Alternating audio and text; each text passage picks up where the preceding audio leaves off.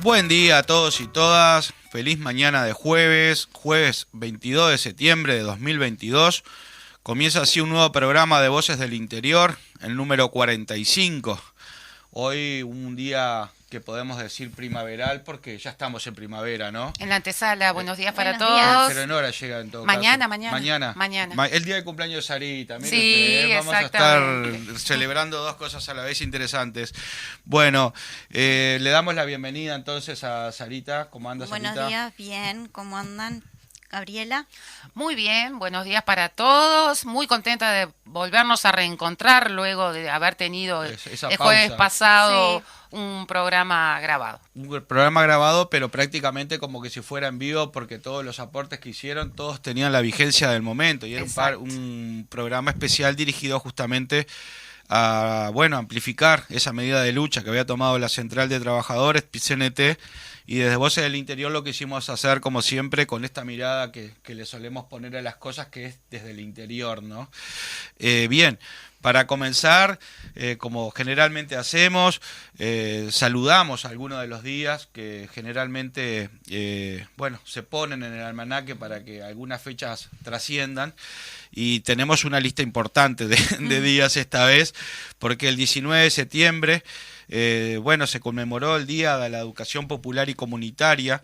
Esto tiene que ver un poco también como juntando la fecha del nacimiento de Paulo Freire, pedagogo y filósofo brasileño, al cual le debemos muchísimo. Y bueno, también tenemos para saludar el 102 aniversario del PSU, que fue Exacto, ayer, sí. 102 años del partido. También tenemos que decir de que el 21 de septiembre, o sea, ayer también fue el Día del Periodismo del Interior, a quien le mandamos un saludo, obviamente, a todos los periodistas del interior que a diario hacen ese maratónico esfuerzo de gestionar medios de prensa o mismo generar contenidos periodísticos. Y bueno, y llegamos al 22 de septiembre cuando se está, bueno, celebrando el Día de los Maestros y Maestras, a quien obviamente le mandamos un saludo enorme. En especial yo le quiero mandar un saludo a Jimena y a mi hermana Laura. Y vamos a tener este programa especial dedicado a ello. Y bueno, y no menor decir de que mañana, 23 de septiembre, nuestra querida Sarita Vecino está arribando sus 4 décadas. Exacto. Sí. Al cual... Mañana cumpleaños de Sara. Hola. Bien. Y entonces, bueno, así como presentamos el programa, dijimos también de que, bueno, este programa lo vamos a estar destinando prácticamente en su totalidad a homenajear a estas queridas maestras y maestros que a diario hacen una tarea muy, muy importante en la sociedad y al cual obviamente vamos a estar refiriéndonos con los propios protagonistas en este día. Así que bueno, recién llegadita a estudios, nuestra querida Gabriela Verde. Bienvenida, maestra. Feliz día. Feliz Bueno, día. muchísimas gracias por esta invitación y bueno, en un día tan especial para... No te dejamos ni llegar. No, para todas y todos. Sí, bueno, vengo un poquito lejos, pero bueno, llegando y bueno, muy agradecida por el espacio. Bueno, más o menos de lo que nosotros hemos diseñado para llevar adelante este programa, obviamente tiene que ver con el rol que cumplen las maestras y los maestros, principalmente o en primer lugar en la sociedad. Después nos vamos a estar refiriendo un poquito al maestro, pero ya anclado un poquito más en el interior. Después nos gustaría hablar del interior, pero del interior profundo, como le dicen las maestras, al medio rural. Y después vamos a estar hablando un poquito del rol que cumple la escuela pública en la sociedad. Y bueno, y ahí también nos gustaría hablar un poquito de lo que es esta reforma educativa que se plantea, de la cual bueno, muchas maestras y principalmente sus aportes que hace lo dejan ver, ¿no? Pero primero, Gaby, si te parece, ¿querés presentarte? ¿Cuál ha sido tu trayectoria? Bueno, sí, mi nombre es Gabriela Verde, soy maestra desde hace 30 años. Ya tengo causal jubilatorio, parece. Y bueno, siempre trabajé como maestra de clase, pasé por varias escuelas. Mi mayor trayectoria fue en la escuela 128, en el barrio Conciliación de Montevideo, y en la escuela 34, en el barrio Peñarol, así como en la 166, que es el contraturno. Ujú. Después, bueno, por circunstancias que fueron muy honorables, porque realmente que las y los docentes elijan como representante de los trabajadores a un equipo de la Federación Uruguaya de Magisterio que salió por Congreso. Bueno, participé en el equipo junto con Pablo Cayane, Gabriela Arbeleche, Sofita Albotier, Joaquín Rodríguez, Diego Oroño, un equipo bien importante de trabajadoras y trabajadores de la educación, maestras, maestros, funcionarios, que trabajábamos durante el último periodo, en el periodo anterior del gobierno anterior. Bueno, eso después la LUC lo reformó y el 4 de febrero del 2020 finalizó esa participación. Y ahí ese año elijo la dirección de la Escuela 5 en Guayabo y Gaboto, una experiencia nueva para mí.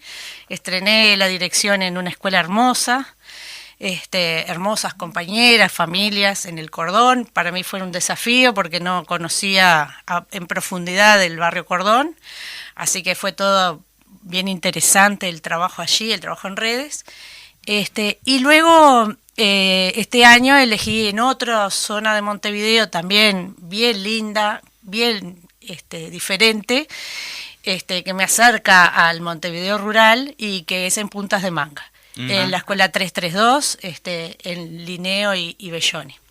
Me acerca porque es cerca, si bien está en un enclave urbano, pero estamos muy cerca del Montevideo rural y con muchas cuestiones en común. Claro. Y bueno, son territorios bien diferentes, pero hay muchas cuestiones en común, ¿no? El trabajo nos une, el trabajo... Hay una frase que siempre decimos con muchos compañeros y compañeras, donde hay un niño, una niña, hay un maestro o una maestra, porque eso habla del interior profundo un poco.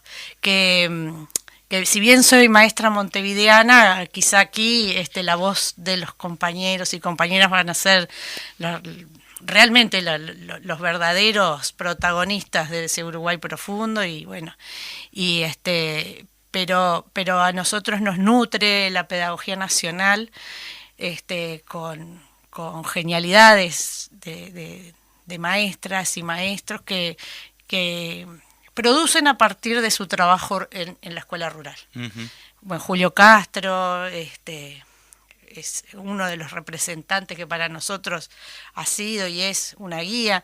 El maestro Miguel Soler también, con las misiones sociopedagógicas, te graban a fuego un montón de cuestiones que hoy aún están vigentes porque hoy aún no se han resuelto. Exacto. Y aunque se resuelvan, deben seguir estando vigentes. Claro.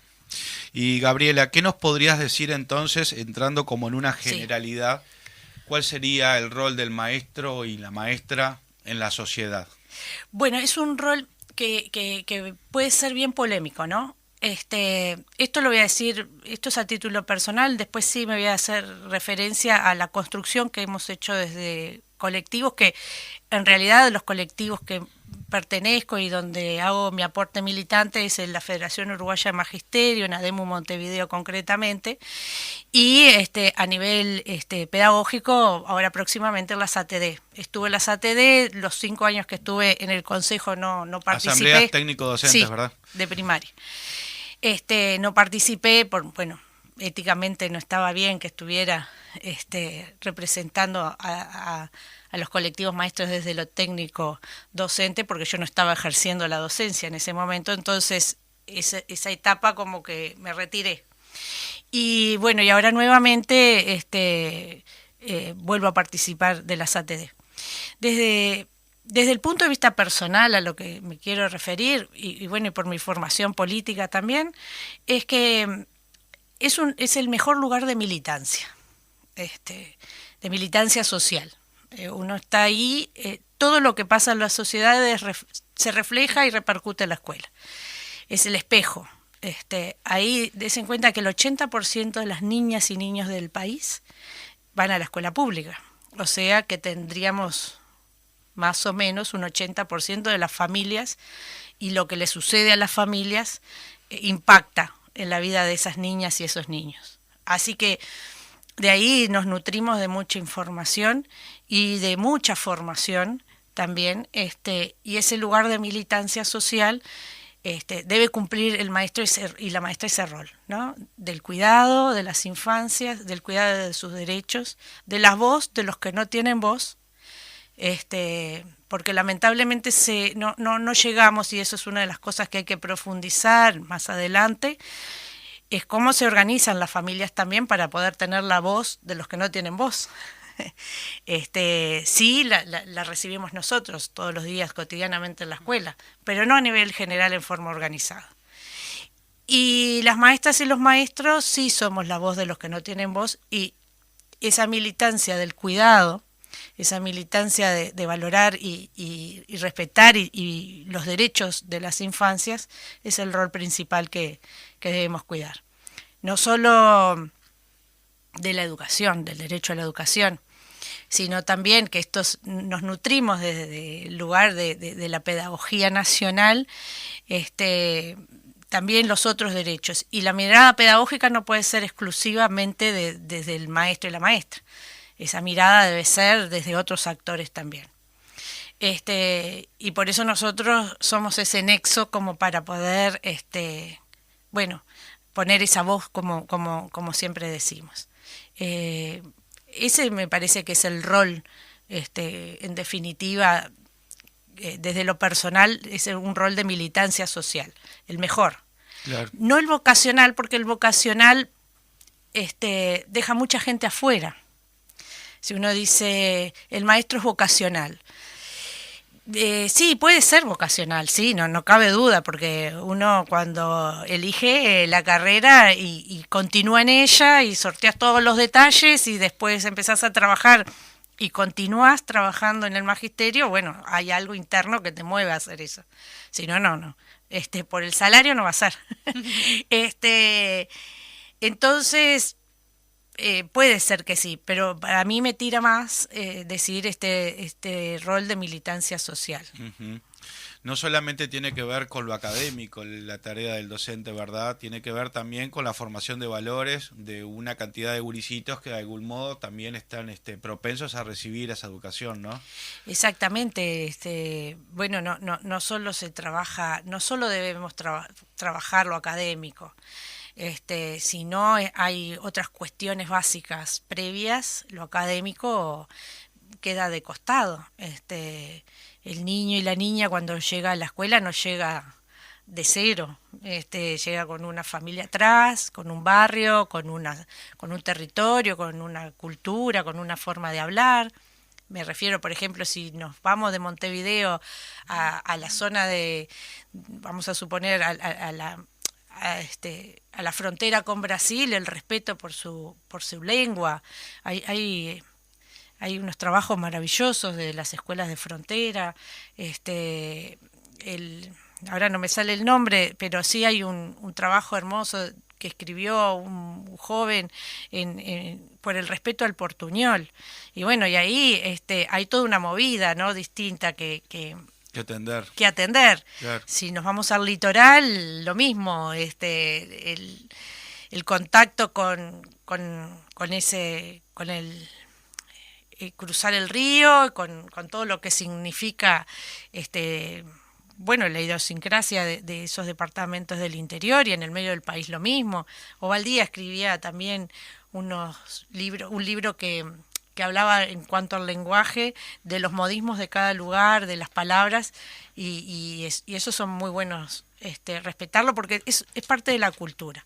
Así que los aspectos culturales, emocionales, de las necesidades básicas, la alimentación, hoy que está tan vapuleado el tema, hasta de forma ordinaria, ¿no? Uh-huh. Se plantea como debate la alimentación de las niñas y los niños. Sabemos que son cuestiones que hacen a la vida de ellos. El trabajo también, la vivienda digna. No es lo mismo trabajar en una escuela urbana de contexto de pobreza de una escuela que está en el medio de la forestal. Claro. Puede haber cuestiones en común y puede haber cuestiones de trabajo que también están influyendo en cada uno de esos lugares. Gabriela, si te parece, Sí. te dejamos llegar y vamos a compartir dos testimonios. Yo no me gusta decir testimonio porque me parece que el testimonio va más allá y en realidad estos son aportes concretos que han hecho tus colegas sobre una temática al cual nosotros les planteamos. Pero bueno, valga la expresión, entonces también testimonio. Pero vamos a escuchar a la maestra Ana Green de Canelones y vamos a también a escuchar a la maestra Ana Claudia Pérez de Maldonado. La idea era justamente tener como una recorrida por el país y conocer las distintas realidades. Por eso que más o menos hemos tratado de organizarlos, porque han venido testimonios de maestras que tienen el ejercicio en tiempo completo, otras en las escuelas rurales y otras que están afectadas a la escuela, diríamos, común, por decirlo de un modo, ¿no? Así que si te parece, Fede, vamos a esos dos testimonios. Todo le daba miedo. Ser maestro, ser maestra, pienso que es concebir la educación como una práctica de la libertad. Sentir al otro como un igual, no ser ingenuo, ni ingenua, ¿no? De suponer que la educación por sí misma decide los rumbos de la historia. También es pensar que la educación muestra las contradicciones del mundo humano, y que ser conscientes de las contradicciones, eso nos da un saber para poder actuar. Me parece que también es no creer en el monopolio de la palabra, por parte solo de algunos o de algunas. Creo que ser maestra es enseñar y aprender a tomar la palabra. Entonces promovés de alguna manera la potencia de actuar, resistiendo, con inteligencia siempre crítica, ¿no? Es impulsar alegría, es impulsar entusiasmo, posibilidad. Y bueno, también ser maestro es ser dentro de una institución y serlo afuera. Es ser en la vida. Es un convocar al encuentro, entendiendo el desencuentro como algo posible, totalmente posible. Por eso, vuelvo al principio, es una constante práctica de la libertad, basada siempre en la igualdad. Buen día, mi nombre es Ana Claudia Pérez y soy maestra en el departamento de Maldonado. Hoy, 22 de septiembre, es un día especial, es un día de festejo, es un día de celebración. Y no solamente de los y las maestras de este país, sino también que nos acompañan los niños, las niñas, las familias y la sociedad en su conjunto. Y para nosotros eso es un orgullo, es un placer compartir este día con todos y con todas. Ser maestro es la profesión más linda del mundo. Es la profesión donde tenemos en nuestras manos el orgullo, la responsabilidad y el amor de poder construir un futuro mejor para todos, de poder fortalecer el presente que tenemos, de un futuro mejor para todos, de un futuro más equitativo, donde todos y todas tengamos los mismos derechos, una sociedad más democrática, más justa, poder transformar lo que no está bien, poder transformar lo que lastima y hace daño en algo que nos fortalezca a todos como sociedad. Ese es nuestro gran deseo, nuestro gran anhelo y es nuestro gran desafío, nuestro trabajo diario en las aulas. En las aulas que a veces nos sentimos un poquito solos, un poquito aislados de la vorágine del mundo y del propio sistema. Pero no por eso nuestro trabajo decae, sino todo lo contrario, que buscamos las formas y las fortalezas entre compañeros y compañeras para llevar adelante nuestra escuela pública, nuestra queridísima escuela pública. Nuestro colectivo docente es también quienes nos apoyan, nos sugieren, nos alientan para que todo salga bien. No solamente para que salga bien dentro del aula, sino también fuera de ella, porque la escuela trasciende los muros, la escuela trasciende el edificio, trasciende las paredes, inclusive trasciende el pizarrón, la pizarra. La escuela es una institución que está instalada en la sociedad y es una institución que todos y todas debemos de defender como derecho universal que es. Entonces, desde ahí pararnos y desde ahí no olvidar la lucha, la unidad, la solidaridad entre los trabajadores de la enseñanza, también con otros trabajadores de nuestro pueblo, teniendo siempre en cuenta y siempre en el horizonte el bienestar de nuestros niños y de nuestras niñas. Así que feliz día para todos y para todas y bueno, reitero el agradecimiento y el placer de compartir estos minutos con ustedes. Bien, así pasaba entonces el aporte que hacía Ana Green de Canelones, como también Ana Claudia de Maldonado. Y me quería quedar con tres expresiones que de algún modo subrayé de lo que ellas aportaban. Decía Ana Green, concebir la educación como una práctica de la libertad, enseñar y aprender a tomar la palabra, y me quedé también con esto otro que decía Ana Claudia, poder transformar lo que no está bien, poder transformar lo que lo que hace daño en algo que nos fortalezca como sociedad. O sea, sin duda que están hablando de un rol del maestro que no solamente se concibe dentro del aula, también se concibe fuera del aula, ¿no? Sin duda, sin duda es eso. Hoy planteaba al inicio de la audición que la maestra y los maestros representan ese rol, ¿no? de acompañamiento en la primera línea de fuego de la sociedad, como son las policlínicas, por ejemplo, con las enfermeras y los enfermeros. Estás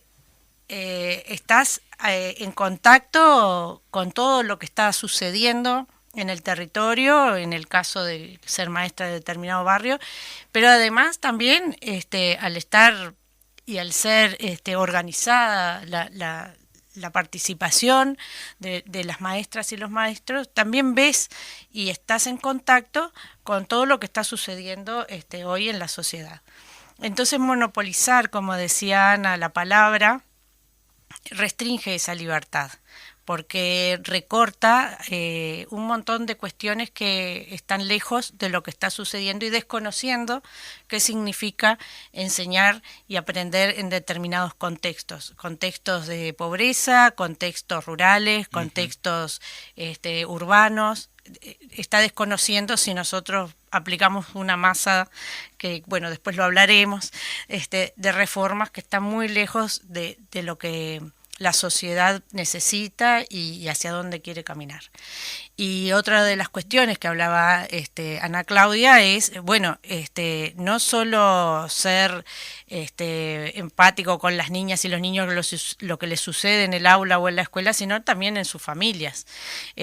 Son hijos de trabajadores, hijas de desocupados, de peones de estancia, de múltiples realidades. De múltiples realidades, y eso hace la riqueza de la escuela pública, ¿verdad? Claro. Y por eso la práctica de la libertad con el conocimiento y apropiarse del conocimiento es lo que genera esa práctica de libertad. Hablar bien, escribir bien, poder hacer los cálculos como corresponden, tener la cultura que la sociedad uruguaya en determinado momento se hizo el corte para definir qué cuestiones de la cultura son necesarias para que el niño y la niña se apropie en este periodo de su educación primaria y luego en su formación secundaria y media, y así en los caminos que recorra de su tránsito educativo. Bueno, ese recorte que la sociedad hizo debe ser colectivo, porque no puede ser que solo poca gente crea estar con el don y el mando de poder decir, bueno, esto es lo que tienen que aprender los niños y las niñas del Uruguay, y de esta forma. Claro. Es mucho más rico, es mucho más variado. Uh-huh.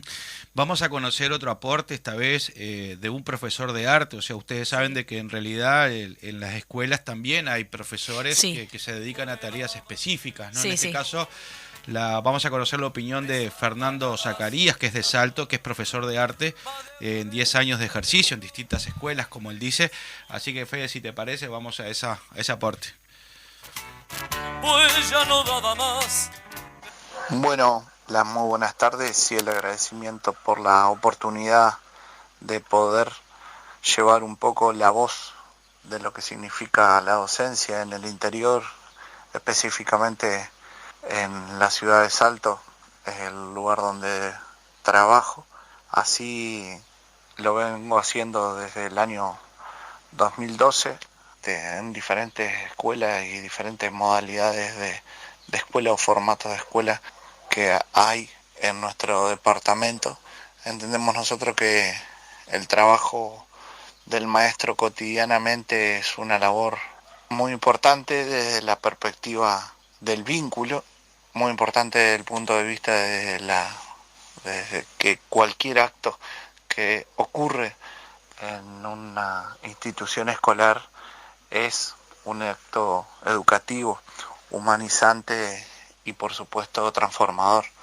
Y desde esa perspectiva es donde entendemos nosotros que los niños, la familia y todos los que hacen a la comunidad educativa deben de mancomunar esfuerzos para poder seguir llevando la mejor educación hacia los niños y hacia las niñas de nuestro país.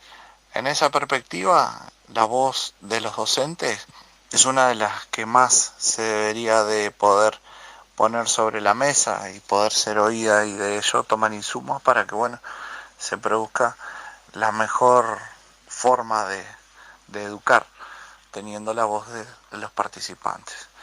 Es una tarea que también, con las limitantes y las dificultades de recorte que existen, lamentablemente, ¿no?, se va haciendo lo que se puede con un gran trabajo docente y una gran entrega por parte de los trabajadores de la educación en general, desde la persona que le toca las tareas de la limpieza, la higiene, hasta la compañera o compañero de lo que es la alimentación, los compañeros en la dirección también, y por supuesto el docente áulico que está diariamente un tiempo importante con los niños y con las niñas, que van a ser en realidad el futuro y son la actualidad, y en las cuales a veces hay que poder sostener algunos aspectos básicos como es vestimenta, vivienda y alimentación en los centros escolares, por la gran dificultad que existe hoy para poder llevar un plato de comida a la casa, y a veces la dificultad en el poder tener un trabajo, y mucho más un trabajo digno. Así que en gran medida es eso. Seguiríamos un poco más desarrollando lo que es la idea de la escuela en sí, como la conseguimos todos y todas nosotros. Pero el saludo enorme para todos los compañeros que hacen educación, hacen un acto de amor diariamente, y por supuesto para todos y todas los niños. Bien, entonces así pasaba Fernando Zacarías, profesor de arte de las escuelas de Salto, y con esta frase que recuperamos de este aporte nos vamos a ir a la pausa. Cualquier acto que ocurre en una institución escolar es un acto educativo, humanizante y transformador. Ya venimos con nuestra invitada para que reflexione al respecto. Vamos a una pausa.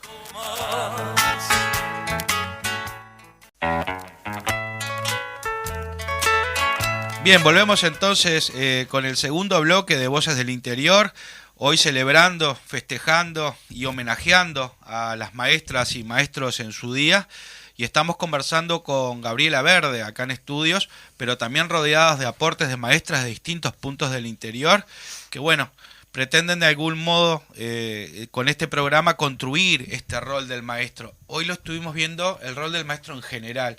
Ahora nos queremos detener un poquito en el rol del maestro, pero anclado al interior, que me imagino que debe ser diferente al rol del maestro en Montevideo, ¿o no? Bueno, antes me gustaría decir con respecto a lo que expresó Fernando.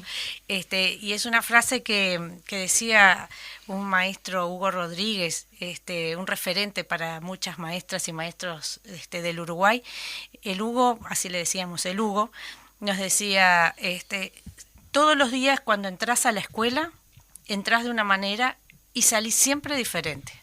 Todos los que entran a la escuela entran de una manera y salen siempre diferente. Algo de lo que pasa en la escuela te hace cambiar. Todos los días. No hay nada que se repita. Entonces, ese es el rol que nos unifica a todas y todos a lo largo del país. Nada de lo que suceda en ninguno de los contextos va a ser igual, pero al mismo tiempo unifica el magisterio, porque todo el tiempo vamos a estar recibiendo de esos aportes que en lo cotidiano nos hacen y nos interpelan. Uh-huh. Eso creo que es fundamental. Y la otra cuestión es que sí, lo que expresan las compañeras, nunca trabajé en el interior, eso quiero ser honesta y poner sobre la mesa, soy Pero maestra por tu montevideana. actividad has recorrido muchísimo el interior. Ahí está, pero hemos recorrido muchísimo y además hay una cosa que también nos debemos despojar los montevideanos de nuestro pensamiento centralista, ¿no? Montevideocéntrico, como a veces nos dicen en broma. Y bueno, y creo que lo que está y recorre más a las compañeras y los compañeros es la soledad.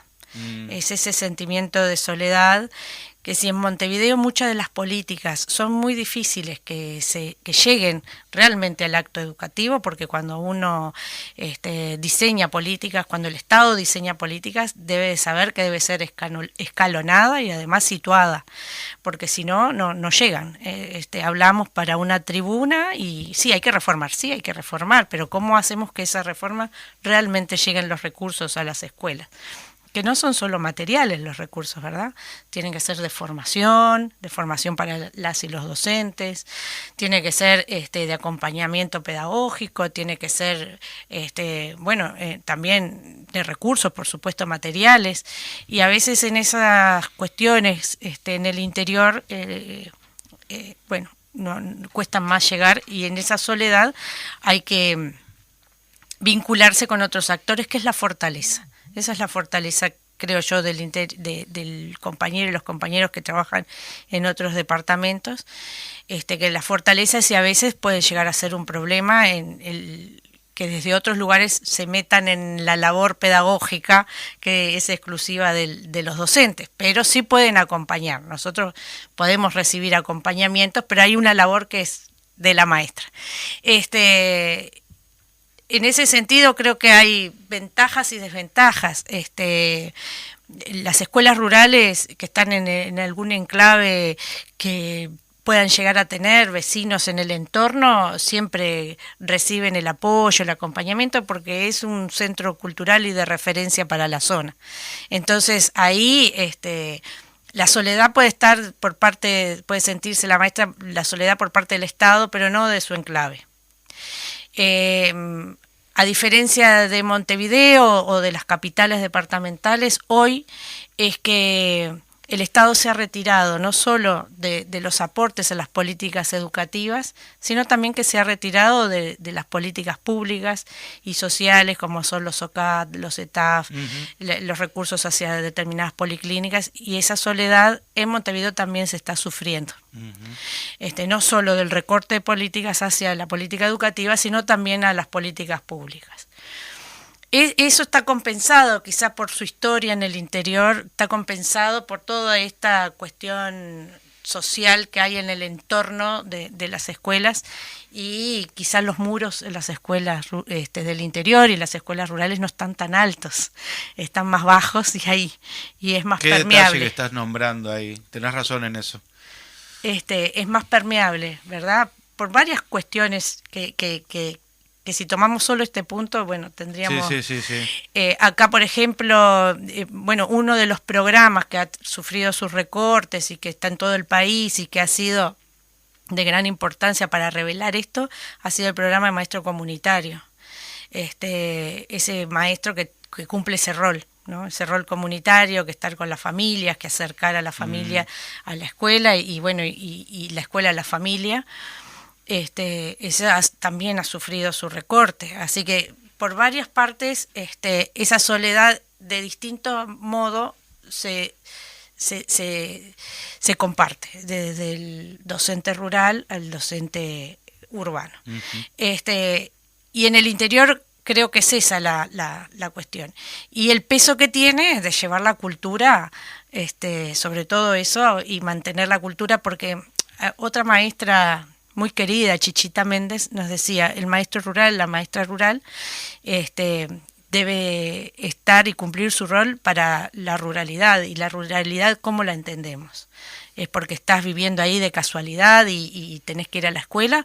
¿O porque también transformar, como decía Fernando, ese lugar y ser transformador a través de la educación, la cultura y el trabajo en este lugar que te tocó vivir y para el cual como ser humano tenés el derecho de desarrollarte. Claro. Entonces, eso también es fundamental y que las políticas educativas lo tengan que tener en cuenta, ¿no? Y sobre todo en un país que el corrimiento hacia las zonas urbanas son cada vez más complejos y todo lo que estamos viviendo hoy hacen que la zona metropolitana realmente esté muy cargada y el corrimiento de lo rural también es muy preocupante y ahí juega un rol importante la educación. Sin duda que sí. Vamos a avanzar un poquito más y vamos a introducir ahora la maestra en el rol de las maestras afectadas ahora en las escuelas de tiempo completo, que verdad que tienen como una característica especial estas escuelas, ¿verdad? Y bueno, vamos a conocer entonces la opinión de María Elena García, que es una maestra de La Valleja, y también la maestra Claudia Delgado, que es una maestra de Colonia. Una profesión que algunos abrazamos por una circunstancia y otros por otra. En mi caso vengo de una familia de maestros del interior, de maestros del campo y de departamentos muy adentro. Y bueno, circunstancias de la vida que uno también elige, toma esa profesión pensando en que es una salida laboral importante y luego empieza a estudiar y a trabajar y empieza a darle mucha dedicación a la profesión y además mucho amor y mucho cariño a la tarea que uno hace, a la tarea con los niños, con los compañeros, en las escuelas, en las comunidades, la comunidad de la escuela, la comunidad del barrio y en los lugares sindicales también, mucha tarea en los sindicatos, luchando siempre por mejorar las condiciones de trabajo y por mejorar la educación y defendiendo siempre la educación pública. En mi caso me toca trabajar en La Valleja, trabajé siempre en este departamento y en el interior del departamento al principio y ahora ya hace casi 20 años que estoy trabajando en Minas, en una escuela de tiempo completo y ¿qué te puedo decir? Que la propuesta de tiempo completo pensada por gente que piensa como nosotros, por gente de izquierda, muy bien organizada y muy bien trabajada. Es un placer trabajar en una escuela de tiempo completo en el interior.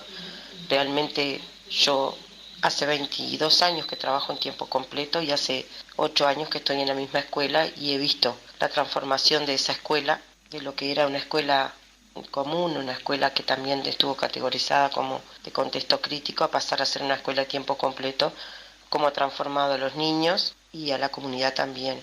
Aquellos padres que estaban crispados a la hora de la entrada, enojados o porque hacía paro o enojados porque no les servía lo que la escuela le ofrecía, a hoy ya los ves con otras caras, con otra postura hacia el maestro. Y los niños, ni que hablar de lo que es la propuesta de tiempo completo para los alumnos, lo que puede ser trabajar en una escuela del interior con niños que viven en el interior y que van a vivir y van a trabajar siempre en este lugar, porque las posibilidades después de salir son muy bajas, tienen bajas posibilidades de irse a otro lado. Entonces eso para los maestros es un desafío importante, saber que uno es una de las pocas posibilidades que ellos tienen de cambiar esa vida que les ha tocado, muchas veces marginados por la pobreza o por la falta de trabajo de los padres, por la falta de oportunidades. Entonces es un desafío muy grande entender y poder plasmar esa idea que uno tiene de que esos niños mejoren y de que la educación sea el camino que les permita salir de esas condiciones que les ha tocado nacer o vivir o criarse. Entender eso es un gran desafío y creo que es la clave del trabajo de los maestros. Principalmente entender eso, que los maestros y la educación pública son prácticamente que el único medio que les va a permitir salir de eso y tener una calidad de vida mejor y poder llegar a niveles de educación más altos. Como maestro, con los compañeros en el interior es muy difícil trabajar, porque hay resistencia, porque hay muchas adversidades, porque muchas veces cuando te toca trabajar en el interior más profundo hay soledad, hay abandono, las autoridades y de todo el sistema. Y bueno, entonces uno de los desafíos de los maestros del interior es juntarnos, unirnos, trabajar juntos desde los sindicatos, de organizaciones políticas que nos permiten pensar cosas juntos y pensar cómo podemos cambiar o cómo podemos modificar o cómo podemos mejorar. Y en eso hemos estado. Durante 30 años hemos militado en el sindicato con ese fin, de aunar criterios, de estar juntos, de hacer cosas juntos, de lograr cosas, de poder llegar con un boletín, con unas palabras a los compañeros que muchas veces les toca vivir en la soledad del interior. Bueno, para mí, yo ya estoy casi al final de mi carrera, Carlita, para mí un gran orgullo ser maestra, un gran placer ir a trabajar todos los días. La verdad que me quiero jubilar porque me siento ya cansada, pero levantarme todos los días para ir a trabajar es un placer. Estar con mis niños y con mis compañeros también es un gran placer. Así que yo he transitado toda mi docencia en el interior. Para mí han sido años de mucho trabajo, de mucho esfuerzo, pero de muchos logros también, logros compartidos, logros todos juntos. Así que un abrazo y feliz día a todos los maestros de todo el país y a mis compañeros en el interior, un abrazo muy especial.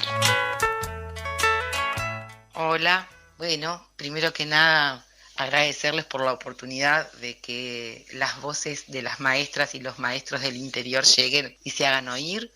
Soy Claudia Delgado, maestra de la Escuela 126 de tiempo completo de Nueva Helvecia, departamento de Colonia. Ser maestra es una oportunidad, es contar con el compromiso y la responsabilidad de compartir la vida con niñas y niños que están siempre aprendiendo, aun cuando nosotros no nos damos cuenta. Es estar en territorio conociendo sus situaciones y necesidades en todos los ámbitos, afectivo, familiar, intereses, preocupaciones.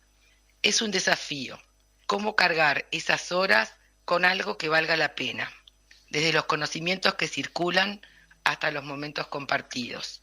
Es aprender a escuchar, comunicar que la voz de todos y de todas vale y que tienen que defenderla, hacerse oír. Es mantener la esperanza intacta aunque sea difícil, más en estos tiempos. Es una carga de energía diaria, saber que vale la pena. Y en donde vivo, pensando ya en mi largo recorrido en la educación pública uruguaya, es disfrutar del encuentro con tus exalumnos, ya grandes, que te recuerdan anécdotas y palabras que los impulsaron, deseando y trabajando para que los y las estudiantes del hoy cuenten con mejores oportunidades y construyan junto a vos herramientas que les ayuden a ser individuos capaces de transformar la realidad colectiva. Bien, dejamos entonces atrás estos aportes de estas dos maestras, principalmente afectadas a lo que es la escuela de tiempo completo, la maestra Elena García de la Valleja y la maestra Claudia Delgado de Colonia.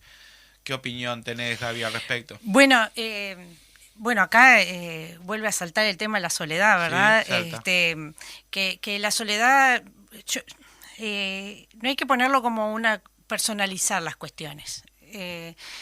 La soledad de las políticas públicas, y la educación es una política pública concreta hacia cubrir el derecho a la educación. En ese sentido, el derecho a la educación, muchos lo concebimos como la educación como un acto, bueno, como expresaban los compañeros y las compañeras, donde la integralidad del ser humano debe de ser un objetivo fundamental. Y en esa integralidad entran muchas cuestiones y muchas visiones, como lo decíamos hoy. La escuela de tiempo completo en realidad nace no por esta concepción de integralidad del ser humano y parados en una pedagogía crítica, sino que estaba parado en los años 90, la reforma Rama, en una solicitud del mercado. Bueno, necesito que se liberen a las mujeres y a los hombres para que puedan trabajar más horas y pueden estar los niños... Totalmente utilitarista, ¿no? De mercado, claro, como toda la reforma Rama. Parte de eso, si lo miramos desde ahí, es una concepción y va a tener una política. Ahora, si lo miramos desde el punto de vista de la integralidad, nosotros no hablamos de tiempo completo, hablamos de extender el tiempo pedagógico, que es muy distinto. Y el tiempo pedagógico tiene otras entradas. Entra por el lado de lo artístico, entra por el lado del deporte, de los idiomas, desde otros aspectos desde la cultura. Entonces, extender el tiempo pedagógico quiere decir de nutrir a todas las escuelas de esta integralidad y de estos recursos. Durante los gobiernos de izquierda, durante el Frente Amplio, bueno, ya teníamos las escuelas de tiempo completo. Una vez que se instala una política es muy difícil darle marcha atrás. Y la transformación, por eso se llamó transformación de escuelas de tiempo completo, por la necesidad había que georreferenciar, porque tampoco se hizo muy ordenado, hay que decir la verdad. Esas son cuestiones a corregir. Que las escuelas de tiempo completo y las escuelas de tiempo extendido fueran a cubrir esa cuestión de la integralidad, donde nutrir de recursos para cumplir ese objetivo. Eso quizá es lo que haya querido decir Elena, pero no fue un proyecto de izquierda, las escuelas de tiempo completo concebidas desde la reforma Ramos, sino que extender el tiempo pedagógico sí es otra concepción distinta. Y en eso... bueno, hay que seguir elaborando y trabajando, porque lo bueno de la educación es eso, claro, que siempre está en continua transformación y hay que estar pensando en esa continua transformación. No de reformas, transformaciones, ¿verdad? Porque el mundo nos genera nuevos avances, cambios, por ejemplo, todo lo que tiene que ver con política de género ha sido una cuestión que hoy atraviesa a todo el país, a todas las maestras, a todas los centros educativos, a todas las familias. Y esa cuestión es a transformar en el lenguaje, en lo actitudinal, en lo cultural, y las escuelas, extender el tiempo pedagógico es, para nuestra concepción, lo más correcto de utilizar, y hay que ponerle mucho pienso. Y vaya que hay diferencia en lo que estás diciendo, ¿no? Entre una cosa y otra. Igual hay otras experiencias que vienen de mucho antes de tiempo completo, que tienen su tiempo extendido. Por ejemplo, lo que son las escuelas rurales no trabajan solo 4 horas. Las escuelas especiales, lo mismo, no trabajan solo 4 horas. Así que tenemos experiencias de dónde rescatar todas estas cuestiones. Claro. Para nosotros extender el tiempo pedagógico también fue el verano educativo, que en otro momento podemos conversar de lo que fue. Pero si habrá cosas para conversar con una maestra, ¿eh? ¿Cómo no? La verdad que sí, uno se despacha con cada cosa. Bueno, ojalá que el programa esté cumpliendo ese objetivo, ¿no? Que era justamente tratar de poner sobre la mesa la mayor cantidad de temas posibles que afectan justamente a esta profesión. Queríamos rápidamente, porque bueno, los tiempos de radio son tiempos de radio, pero que te refieras un poquito a la escuela rural, porque justamente vamos a tener algunos aportes de maestras rurales, pero hay una diferencia ahí, sí, ¿no? Entre una escuela urbana y una escuela rural, ¿no? Sí, bueno, la característica del Uruguay durante mucho tiempo, y esperemos que se mantenga, ha sido eso que decía hoy al principio, donde hay un niño hay una maestra y hay una escuela, y debe ser así. La ruralidad tiene sus particularidades, hay puntos en común y hay diferencias. Como decía hoy, una escuela en el medio de la forestal va a tener una característica y la docente va a tener su característica. Hablo de la forestal y recuerdo las compañeras de Tacuarembó que traen siempre esa cuestión, ¿no? del trabajo con el dueño de la forestal, cómo tiene que trabajar esa maestra, no solo atendiendo a los niños y las niñas y las familias, sino también a lo que exige esa forestal, ¿no? Y ahí cómo ella en la más absoluta de las soledades se tiene que mover para llegar al objetivo de dar clase y que los niños aprendan. No es lo mismo que pienso en La Valleja, un departamento que su ruralidad tiene distancias, aunque es un departamento chico, tiene unas distancias enormes, inaccesibles en el camino, por ejemplo, de cómo llegar hasta la escuela. Eso es todo un tema para la maestra que también tiene su familia, vive capaz que en otro lugar, tiene que quedarse, diseñar toda su vida en función del lugar donde va a quedarse a dormir, y del espacio que va a trabajar. Y bueno, y creo que hoy hay que sacarle un poco el tema, que no se malentienda, de la poesía que nos quieren poner como aquel dibujo o foto, imagen, la maestra haciendo dedo o a caballo que llega. Hoy lo rural ha cambiado muchísimo en el Uruguay, y las políticas hacia el Uruguay profundo, y a la gente de la vida del campo y al peón rural, son políticas que no están favoreciendo su estadía en el lugar. Entonces eso también complejiza, Claro. Mantener el establecimiento educativo, por esa movilidad. Y bueno, y tienen que ir políticas en conjunto, ¿verdad? No puede ser cuestiones aisladas, la educación por un lado, el mantenimiento y el trabajo en esos establecimientos por otro, y entonces en ese sentido hace que sea más complejo. La maestra rural, bueno, han habido mecanismos que hoy están bien complejos de continuar, que ha tenido una resonancia no solo a nivel nacional, sino a nivel internacional. Acá, cuando hablamos de maestro y maestra rural, me tengo que referir a Limber Santos, que es el director del Departamento Rural, que en 15 años ha hecho un trabajo formidable, junto a un equipo espectacular de compañeras y compañeros.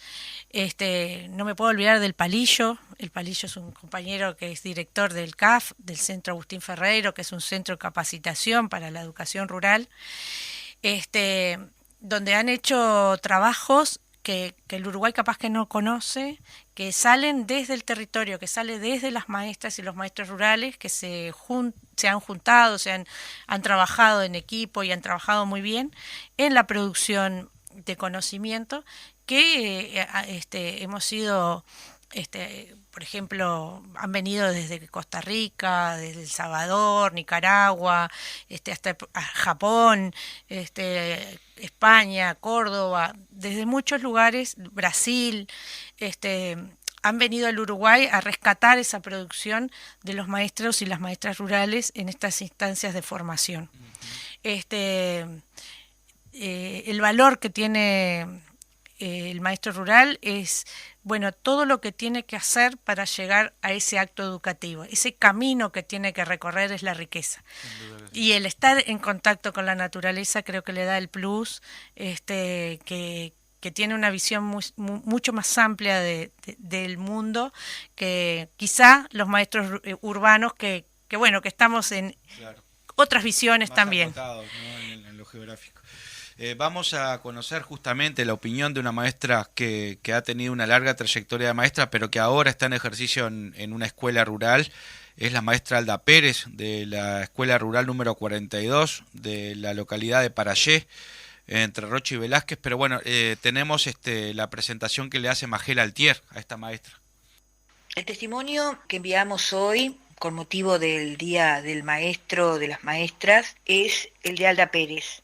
Maestra con 30 años de trabajo, efectiva en educación común, docente en matemáticas, en el liceo, en la escuela técnica y en la escuela agraria de Velázquez, de Castillos, La Paloma y Rocha. Fue directora del Museo Regional de la ciudad de Rocha durante el gobierno Frente Amplista, y en este periodo ha elegido trabajar en la escuela rural número 42 de Parallé, una pequeña localidad a mitad de camino entre Rocha y Velázquez. Mucho hay para decir de Alda Pérez por el mérito que tiene su trabajo, no solo en el aula, sino en contacto con la comunidad. Siempre está promoviendo, impulsando nuevos proyectos, coordinando con el CURE, con el museo, con las distintas instituciones, para llevar, además de conocimientos del aula, otros vínculos a las comunidades con las que trabaja. Este es su testimonio. Bueno, un agradecimiento a Magela Altier por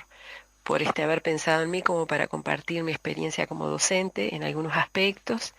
Diré que elegí esta profesión porque en determinado momento de mi adolescencia, después de salir del liceo, lo tomé como una posibilidad, atendiendo al gusto por el contacto con trabajo con otros y con estudiantes y dar clases particulares, y realmente no me arrepiento porque es una profesión que me ha dado muchas satisfacciones, aún hoy, después de más de 30 años de trabajo, porque tiene que ver con esa singularidad de la profesión de docente en cualquiera de los ámbitos educativos en los que te manejes, en relación al vínculo no solamente con los estudiantes de diversas edades, sino también con sus familias y con esa posibilidad de llegar también a la comunidad de la que forman parte tú, tus estudiantes, de un modo de referencia, digamos, ¿no?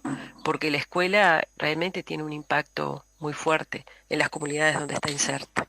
Hay veces que se visualiza más, otras veces se visualiza menos. Creo que hay en las comunidades del interior, en las comunidades chicas, es como muy claro el rol de los centros educativos. Y si profundizamos en las comunidades rurales, aún más. Cuando una escuela rural se cierra, el impacto que tiene en toda la zona a la que llegaba, directa o indirectamente, es tremendo. Y con el pasar de los años se ve con claridad el daño que se ha ocasionado con ese cierre en el entramado social. Es tremendo. Existen vínculos que de otra forma no se generarían, tipos de vínculos, temas a tratar, cuestiones que tienen que ver con la superación de alguna forma, ¿no?, de los modos de vida de las zonas rurales, sobre todo donde hay pequeños productores, ¿verdad?, que son los que están en forma más permanente en la zona, porque el que tiene otro medio de vida, el que va de pasada, capaz que no le afecta tanto la escuela, ¿no? Pero aquel que vive allí seguro siente, y es real que lo siente, y mucho, cuando una escuela rural se cierra. Por eso creo que hay algo que es un debe, de el poder valorar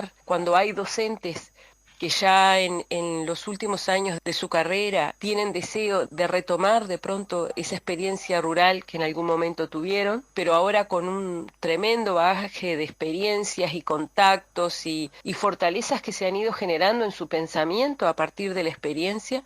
Creo que sería interesante que, así como se valora la permanencia de los docentes en los centros educativos por un tema de fortalecimiento, de la apropiación con respecto al lugar, el sentido de pertenencia, bueno, se valore también la impronta que un docente con años de trayectoria podría dar a una comunidad rural estando trabajando justamente en una escuela rural. Un docente que tiene un determinado grado, ponle 7º grado, lo pierde automáticamente en una escuela rural. Le pagan hasta 5º grado. Y eso, tristemente, genera que, más allá del gusto y del gusto por trabajar con los niños y las familias y las comunidades rurales, el docente no puede permanecer mucho tiempo en ese espacio, y eso es una pérdida para todas las partes, no es por nada, pero es así, porque termina afectándolo en su jubilación, y eso después, en eso no hay marcha atrás. Bueno, es muy breve lo que estoy diciendo, sería para conversar mucho más, pero espero que pueda ser un aporte. Bueno, un abrazo para todos. Bien, dejamos atrás entonces el aporte que hacía Alda Pérez, maestra rural de la localidad de Parallé. Y bueno, vamos a seguir adelante, pero primero vamos a hacer una pausa.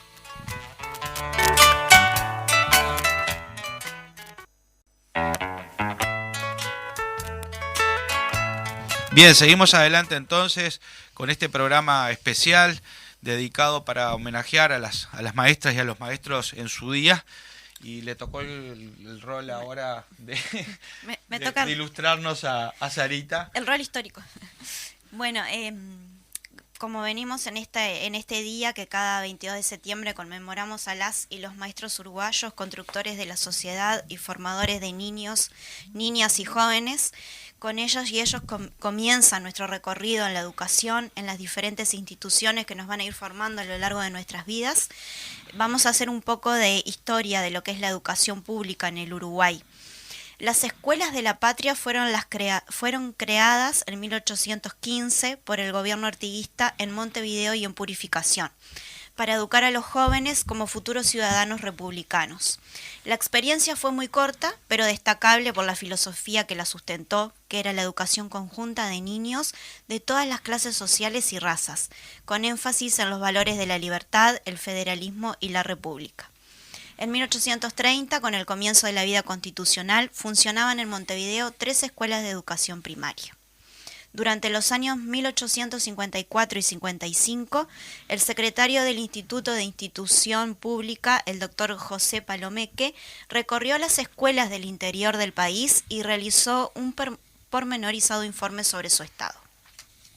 Asistían apenas 899 alumnos en 30 escuelas, las que se limitaban tan solo a la escritura, lectura, doctrina cristiana y las primeras 4 reglas fundamentales de la aritmética y nociones de gramática castellana, agregando que los maestros carecían de formación y faltaban los buenos libros.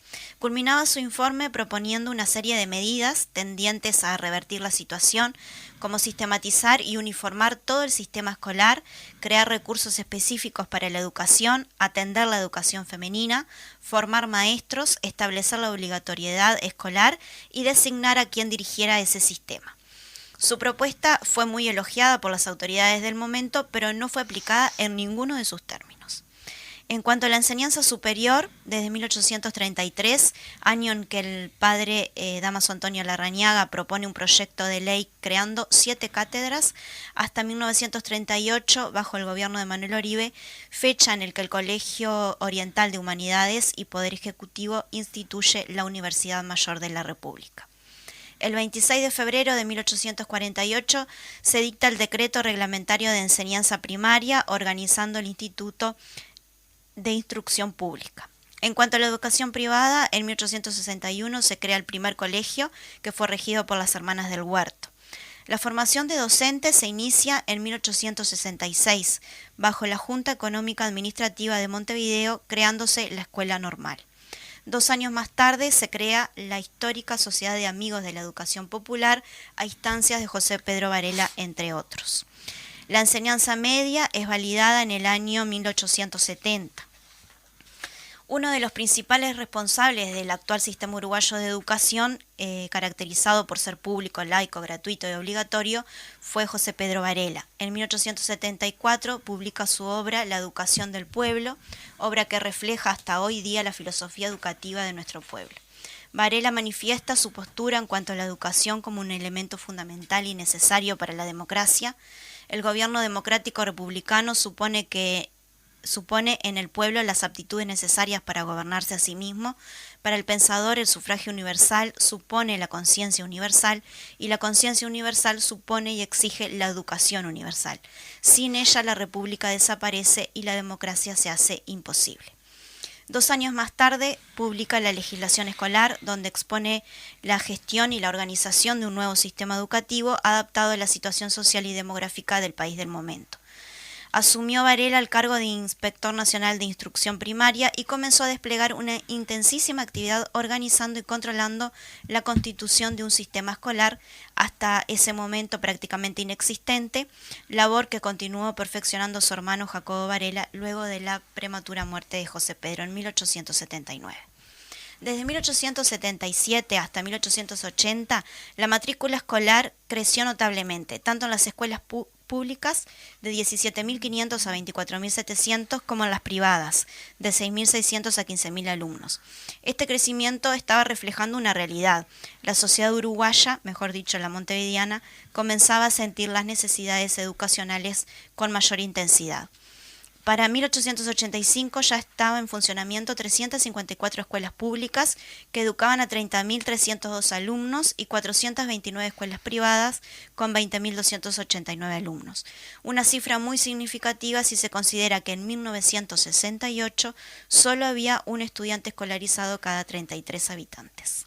En 1879 se crea también la Escuela de Artes y Oficios, precursora de la Universidad del Trabajo, actualmente Educación Técnico Profesional, UTU. Creada bajo un régimen militar, la Escuela de Artes y Oficios contó casi desde el comienzo con una buena infraestructura, tanto en locales como en maquinarias modernas, tornos, telares, impresoras, con gran variedad de talleres como herrería, mecánica, tornería, carpintería, encuadernación, imprenta, zapatería, sastrería, Su alumnado fue escaso, no pasando generalmente de 200 alumnos, todos con régimen de internado y con conducta frecuentemente difícil. Este hecho se explica en parte por el régimen disciplinario aplicado y también porque allí confluían en los primeros años desde niños simplemente rebeldes o desobedientes hasta condenados. La influencia de la escuela sobre el desarrollo productivo fue escasa porque el número de egresados era bajísimo, en cambio funcionaba eficazmente como un taller del Estado, ya que fueron sus alumnos los que producían los uniformes, mantas, botas y municiones para el ejército, los impresos para la administración pública, barcos para la Armada Nacional y hasta algunos muebles para los jerarcas de la institución. De la mano de Pedro Figari se planteará claramente un nuevo enfoque pedagógico. Pedro Figari fue abogado y posteriormente destacado pintor. Desde sus distintas inserciones en la cosa política, como legislador, como director de la enseñanza técnica, planteó en reiterados documentos su concepción de la misma. El fin de la escuela de la enseñanza de las ciencias y del arte en sus aplicaciones industriales, instruir el mayor número de personas sin distinción de ninguna clase, dándose además cursos especiales para obreros en horas y días que a estos más les convengan, modelar el criterio y el ingenio del alumno más aún que su manualidad, era una de las exposiciones que hacían sus proyectos para reorganizar la institución. Si bien el pasaje de Figari por la dirección de la escuela fue breve, su mensaje operó positivamente. La enseñanza técnica creció, perdiendo su carácter de instituto correctivo, aunque no alcanzó el estatus de la enseñanza secundaria en el imaginario colectivo. La matrícula, que no había superado nunca los 500 alumnos, con régimen de internado, en 1939 superaba los 9.000 alumnos en varias escuelas industriales y agrarias, tanto en Montevideo como en ciudades del interior. En el año 1912 es un año fundamental para la enseñanza media, pues se crea la universidad o el liceo para mujeres y principalmente se establece la creación de los liceos departamentales. Posteriormente, en 1919, nace el Liceo Nocturno, existiendo en 1927 un total de 5 liceos en Montevideo, uno de ellos nocturno y 18 en el interior. En 1959, con la creación del Instituto Profesores Artigas, IPA, la enseñanza secundaria logra la capacitación de sus docentes en forma específica. En la Constitución de la República de 1950 se establece la obligatoriedad de la enseñanza primaria y en la del 66 se amplía la enseñanza media. En 1972 la enseñanza pública dependía del Ministerio de Instrucción Pública y Previsión Social, existiendo consejos directivos en cada nivel con carácter de entes autónomos, excepto la universidad. A partir de ese año, con la aprobación de la Ley General de Educación, la 14.101, dichos entes se nuclean en un nuevo ente denominado CONAE, Consejo Nacional de Educación. Y en 1985 se promulga la Ley de Emergencia 15.739, con ella se cambia la denominación del organismo CONAE por la Administración Nacional de Educación Pública, ANEP, estableciendo que sus órganos son el Consejo Directivo Central, el CODICEN, la Dirección Nacional de Educación Pública y los consejos dependientes de Educación Primaria, Secundaria y Técnico Profesional. Muy bien, Sarita. La verdad, un extenso informe acerca de la educación y cómo esta ha venido entonces modificándose. Y justamente a partir de esto, hoy en día se nos propone una reforma educativa. ¿Qué podés decirnos al respecto? Bueno, estaba buscando la mejor expresión para estas circunstancias. Sí, es una reforma tecnocrática, ¿no? Que deja de lado el humanismo, que deja de lado esa necesidad que tenemos, porque todo acto educativo tiene que ver con eso, ¿no? Con un acto humano, de, como decían los compañeros y las compañeras, de amor, un acto que promueva la libertad. Y por lo poco que hemos recibido de información, porque eso también hay que decirlo a la población, las y los docentes estamos siendo muy poco informados de cómo se pretende realizar estas reformas, si bien ellos lo disfrazan de cambio curricular, digo ellos, el gobierno lo disfraza de cambio curricular, es realmente una reforma, porque para aplicar esto va a tener que reformarse lo que nosotros conocemos como incluso nuestro propio contrato laboral. Pero como no hay documento escrito, aprobado, sí, porque tienen una dinámica que es bien inteligente y que van anunciando, sin contenido escrito. Sí contenido, pero sin contenido escrito, porque uno con eso es con lo que puede intercambiar. Y de ahí se disfraza la participación. La participación es, te cuento lo que voy a reformar o lo que se pretende reformar o hacia dónde apunta esto, y algún documento que anda por allí que viene a refritar reformas que, por ejemplo, en Europa ya han sido perimidas, ¿no? El tema de las competencias, el tema de las rúbricas, el tema de... Eso ya está de vuelta en otros lugares del mundo y bueno, y ese refrito, por decirlo de alguna manera, aparecen en algunos documentos que ya aparecían con el Edu 21, que ya estaban apareciendo en el propio... cuando se hizo el libro blanco, cuando se presentó también en la campaña electoral por parte del actual gobierno y la coalición, para dónde iría esta reforma educativa.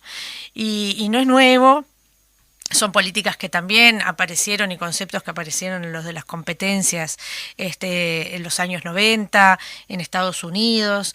No es nuevo para quienes estudiamos la pedagogía, algunos de estos discursos. Ahora, ¿cómo se va a hacer? ¿Cómo se va a implementar? ¿Cuáles son los pasos a seguir? Nada de eso está en el lugar donde se realiza el acto educativo. Filosóficamente estamos, por supuesto, absolutamente en desacuerdo, porque lo que hemos leído, lo que hemos escuchado, se aleja de la concepción de educación que tenemos las y los docentes en el Uruguay. Porque también se ha dicho, bueno, vamos por los diferentes lugares y nos dicen que bueno. Todos creo que decimos que bueno, que es reformar y reformular y estar siempre atentos a lo que sucede en la educación. No creo que eso a ningún uruguayo se le escapa. Siempre tenemos la necesidad de mejorar en la educación, pero está haciendo de espaldas con los realmente involucrados, y que son las y los docentes, y esto es de verdad realmente de espaldas. Las ATD, fíjense que están aportando desde el 1991, aportan en lo pedagógico y en lo didáctico, no solo de primaria, sino también de los otros subsistemas, que ahora son direcciones generales, que le bajan la categoría. Los sindicatos también han aportado. La pedagogía nacional sí tendrá aportes interesantes e importantes. Y la cotidiana de los y las docentes. Y lo que ha ido apareciendo de a poco para ser parte de nuestro acervo, a ver por dónde va estos cambios, por dónde va la reforma. Eso está apareciendo por prensa. Ahora justo estaba leyendo que me llegó. Se aprobó el plan, el nuevo plan educativo. Pero se aprobó la posibilidad de hacer un nuevo plan. ¿Qué contenido tiene? No está el documento. No está a disposición de las y los docentes. Pero no solo de las y los docentes. Acá, en esta mesa, tienen vínculo con la educación, porque tienen algún familiar, hijo, hija, pariente, nieto, sobrino, vecino que va a una escuela, al liceo, a la UTU, a la universidad, a la formación docente, a cualquier lugar de estudio. Todos conocemos a alguien. Alguien de acá de esta mesa conoce cuál va a ser el plan que va a tener un niño o una niña cuando ingresa a los 3 años y sale a los 18 en la educación obligatoria. ¿Sabemos de qué se trata este plan? Claro. Nadie sabe de qué se trata el plan.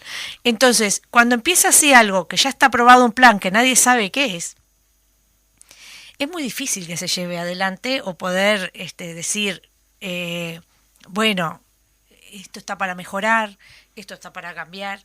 Entonces no hay chance de que esto se resuelva. Se resuelva y sea próspero, en realidad. Gaby, si te parece, vamos a conocer la opinión de la maestra Marianela Portugal, de 33, que se refiere específicamente a este tema. Como maestra del interior de 33, y como lo es para todos los maestros del país, hoy es un día muy especial. Creo que en los tiempos que vivimos no es un día del maestro más, es un día que merece una reflexión profunda desde donde estamos parados. Estamos en medio de una transformación educativa llena de incertidumbres y de la cual no somos protagonistas.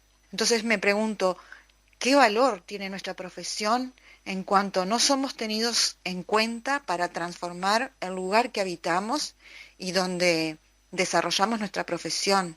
Estamos ausentes porque nos han llamado a silencio. Un silencio que nos coloca en un lugar que no podemos responder.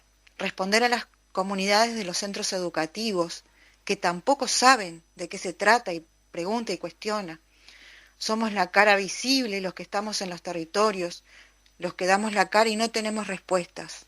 Son las escuelas y sus docentes quienes enlazan a las familias y acompañan la educación de los niños de la escuela pública uruguaya.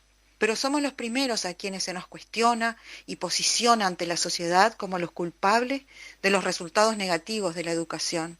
En el interior, y más precisamente en el interior profundo, la realidad no escapa a la de la capital. Ese referente social, pedagógico, del que tanto se ha enorgullecido el magisterio uruguayo, se nos está escapando día a día. Esta realidad en el interior se profundiza cuando hablamos de formación, por ejemplo. Veníamos asistiendo a un intento de equiparación de igualdades, de oportunidades, que aunque lo reconocemos como insuficiente, considerábamos que era el camino que había que ir transitando hacia lo justo y necesario. Hoy, si pretendemos tener acceso a formación de calidad, debemos contar con recursos económicos con los que no contamos. Necesitamos estar presentes y activos, hablar de lo que sabemos y para lo que estamos preparados.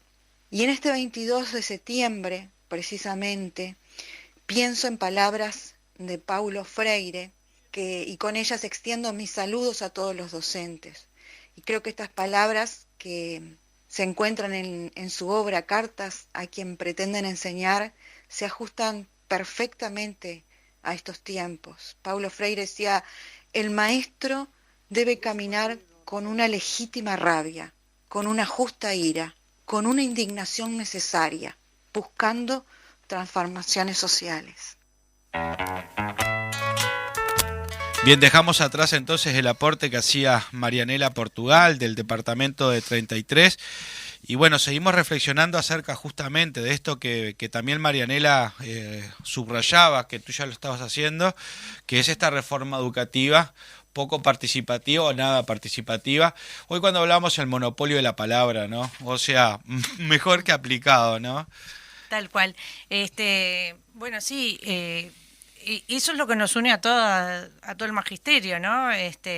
Y también hay que involucrar a las familias. Las familias también deben exigir de qué se trata, porque ¿qué va a pasar con sus hijos y sus hijas dentro de las instituciones educativas si esta reforma se lleva adelante? ¿Cuál es el objetivo final? ¿Cómo van a transitar estos programas a qué apuntan? Si cambia el paradigma, ¿hacia qué paradigma cambió? Porque piensen que el último programa de reforma fue en el 2008. Donde participaron todas las ATD, los sindicatos.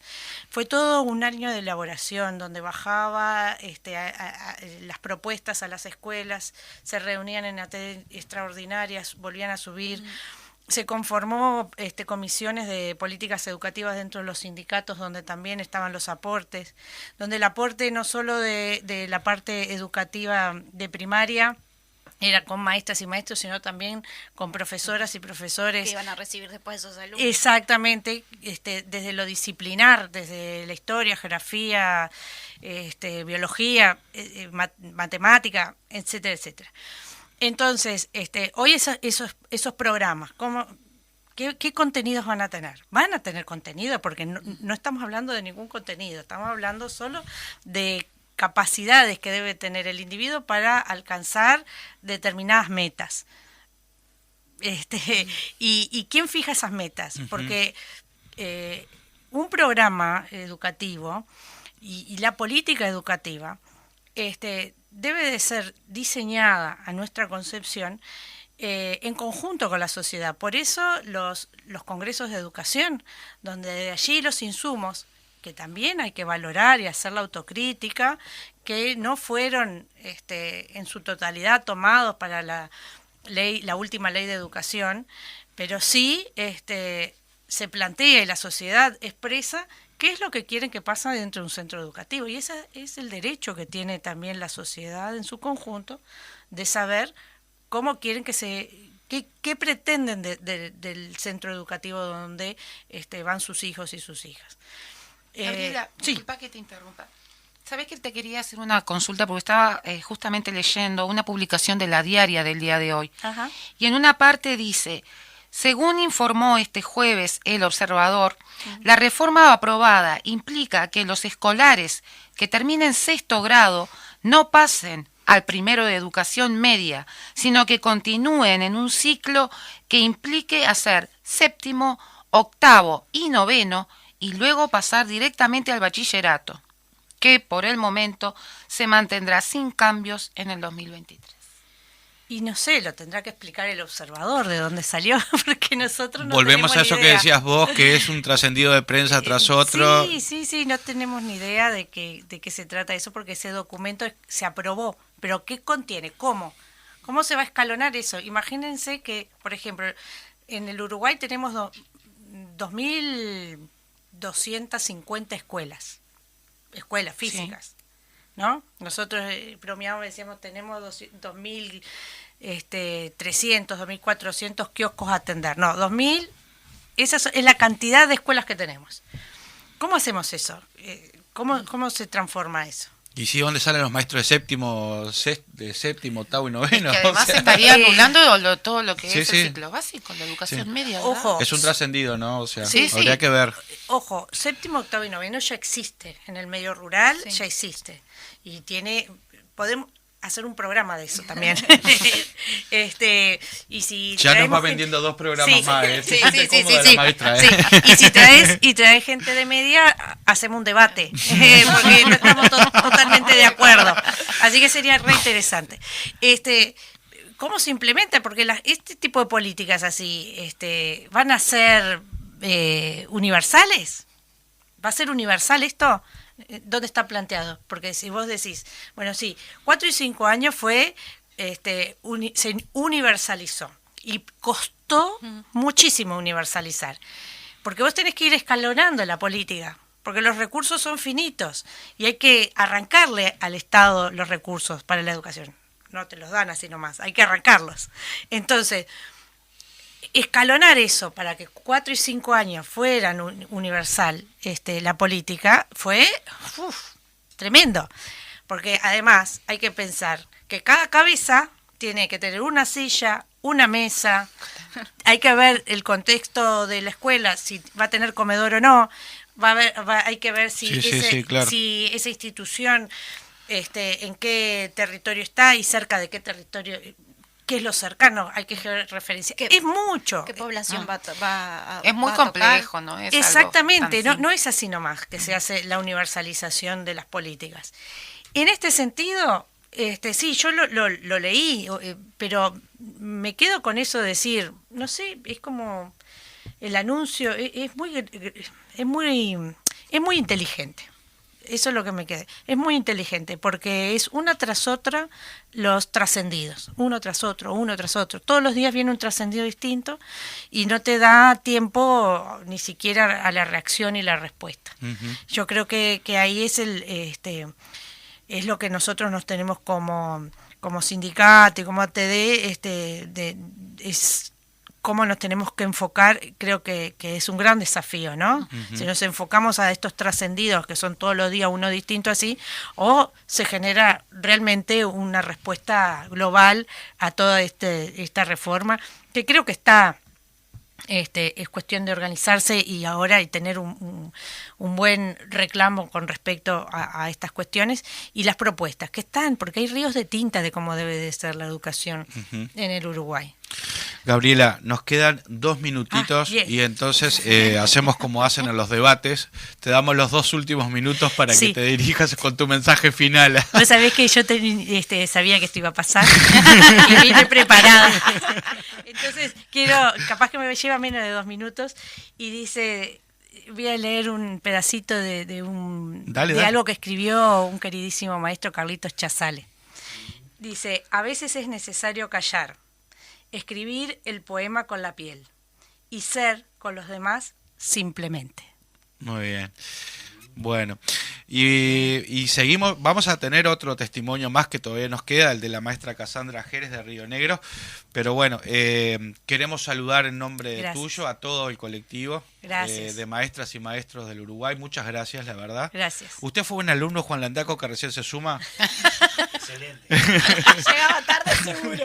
Llegó tarde a la escuela siempre. Bueno. Igual lo vamos a poner en la selfie. Ahí va. Bien, entonces le agradecemos un montón a Gabriela que se haya tirado hasta acá, que justamente están disfrutando de su licencia. No sé por qué ahora son de 3 días, antes eran de 7, pero bueno, de 5. Pero bueno, despidiéndonos de Gabriela Verde, nos vamos a la pausa entonces.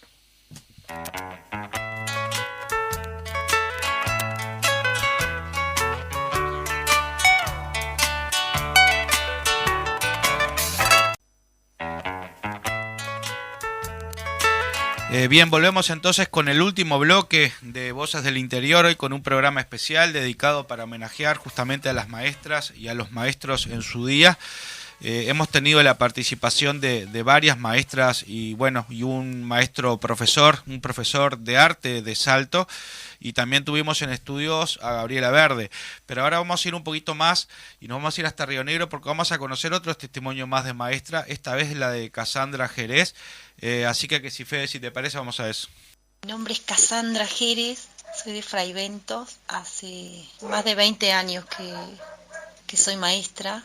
Hoy me toca trabajar con una efectividad de NUTU, hago docencia indirecta desde las 18 horas hasta las 20, o sea que atiendo muchachos de 12 a, algunos hasta más de 20 años, haciendo las tareas de todas las materias. En ese trabajo estoy hace más o menos 8 años. Fui muchos años maestra rural, también fui maestra alfabetizadora en cárcel, acá, en cárcel de Cañitas. Y como experiencia de maestra del interior, es una experiencia interesante, con sus complejidades, como nos pasa a los maestros en todo el país, no solo en el interior, sino también en la capital. Pero bueno, se intenta dar lo mejor y dejamos todo.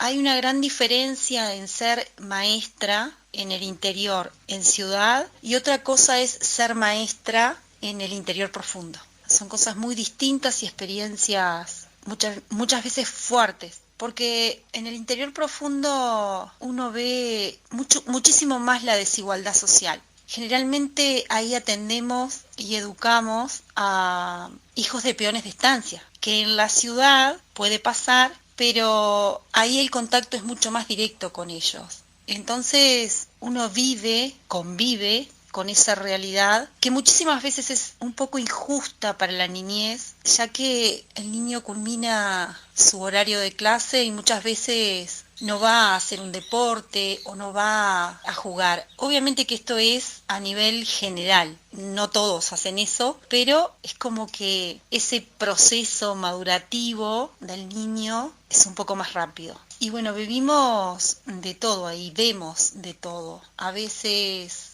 callamos, otras veces buscamos la vuelta para poder hacerle entender a los papás en la charla cotidiana, a los padres, que el niño necesita otro tiempo de juego y de distracción fuera del ámbito educativo. Obviamente que no es fácil, los papás entendían perfectamente y seguramente lo siguen entendiendo, pero había que trabajar para el patrón. Ese era el costo de vivir muchas veces en lugares muy alejados, olvidados, por un sistema que ojalá algún día caduque, puede sonar utópico, pero bueno, somos muchos los maestros que soñamos con una sociedad diferente, no solamente por esos niños de tierra adentro, sino también por nuestros gurises del interior en general. Hoy por hoy vemos tremendos retrocesos en lo que la educación se refiere. Vemos la poca participación en una transformación educativa donde los principales protagonistas no fuimos invitados. Y no solamente los docentes, sino también los padres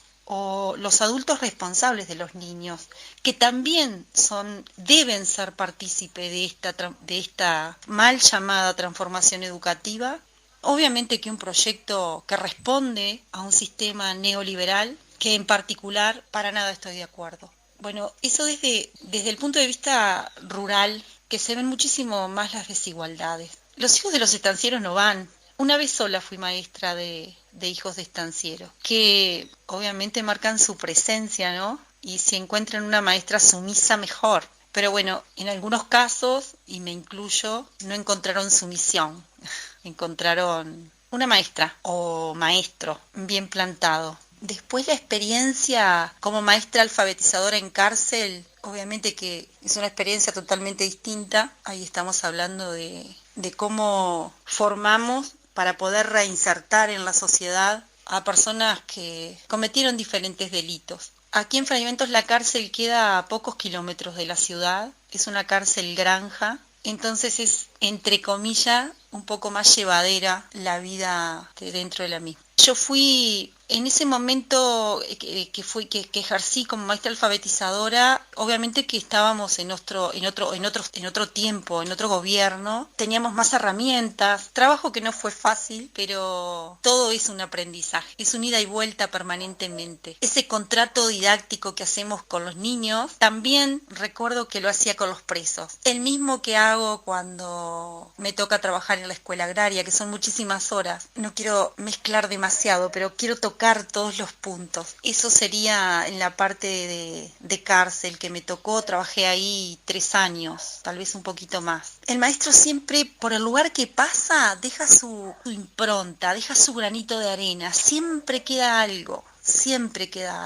desde lo humano, que es fundamental, y desde lo académico también. Para contarles y ya finalizar el audio para que no quede tan largo, les decía que yo entro a las 18 horas a la escuela agraria, hago docencia indirecta hasta las 20, luego me quedo en la escuela con jóvenes que vienen de tierra adentro, yo me quedo con las mujeres, otro maestro queda con los varones, salgo al otro día a las 6 de la mañana y a las 8 estoy entrando generalmente a jardín porque me gusta mucho trabajar con preescolares, con primera infancia. Yo no me puedo pasar de las 60 horas, entonces no tengo una clase a mi cargo, pero aseguro y lo requete aseguro que es la misma responsabilidad, porque el trabajo va coordinado con la maestra que es responsable del grupo. Es muy interesante porque uno va cambiando de grupos, ¿no? En mi caso siempre de chiquitos, 3, 4, 5 años, y bueno, y descubre diferentes cosas, aprende con ellos, juega, y no cumplimos solamente el rol de enseñar, vuelvo a repetir, lo académico. Aportamos para que ese proceso de aprendizaje y de crecimiento sea lo más fructífero posible. Yo quiero agradecer a la vida haber elegido esta profesión muy castigada, pero somos orgullosamente maestros. Es vocacional, va más allá del salario que podamos ganar y en particular apostando siempre crear o formar ese hombre nuevo que es tan necesario y para eso hay que transformar la sociedad y en ese camino estamos. Les agradezco muchísimo, les mando un abrazo enorme y agradecida por este espacio y para que la gente sepa y se entere de algunos testimonios de los maestros del interior. Gracias. Bien, volvemos entonces y dejamos atrás el aporte que hacía la maestra Casandra Jerez de Río Negro, en realidad de Fraiventos, con esas múltiples ocupaciones justamente de esta misma profesión en distintos ámbitos, como lo es la docencia indirecta en UTU, también maestra rural, maestra alfabetizadora en cárceles, maestra de la infancia, o sea, tiene una importante bagaje la maestra Cassandra. Así que bueno, ahora para cerrar este programa especial que le hemos estado destinando a homenajear a los maestros, vamos a homenajear también a un maestro que hoy lo nombraba Gabriela Verde, sí, que es Julio Castro, y con esto le damos paso a usted, Gabriela. Muy a la bien. otra Gabriela, estamos llenos de Gabriela. Sí, estamos rodeados. Usted es con doble Pero L el igual. mío sí es especial. Mi nombre va con doble L. Bien. Julio Castro pertenece a una brillante generación de educadores uruguayos que fueron forjadores de verdadero pensamiento pedagógico nacional. Nació el 13 de noviembre de 1908 en la localidad de La Cruz, Florida, donde concurrió a la escuela rural.